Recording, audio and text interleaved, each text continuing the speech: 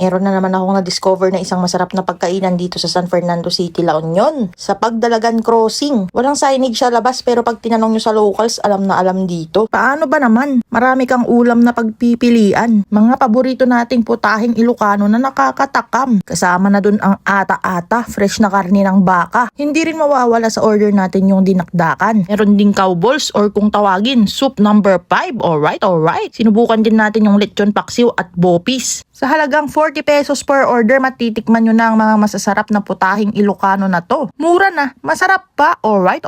Kaya ano pang hinihintay natin? Tikiman na. Una itong ata-ata, i-rate natin ng 1 million over 10 kasi paborito ko to eh. Pangalawa yung cow balls, napakalambot at malasa, 9 over 10. Yung bopis walang lansa at walang aftertaste, 8.5 over 10, nakulangan lang ako sa asim. Yung lechon paksiw, tamang-tama yung tamis at asim, 9 over 10. Panglas yung dinakdakan, hindi pure na utak, may halong mayo, medyo creamy. Pero masarap yung timpla, 9 over 10. All in all, masasarap yung mga putahin nila dito. Budget friendly pa. Kaya ano pang hinihintay nyo? Tara na, wala na naman akong masabi kundi Alright.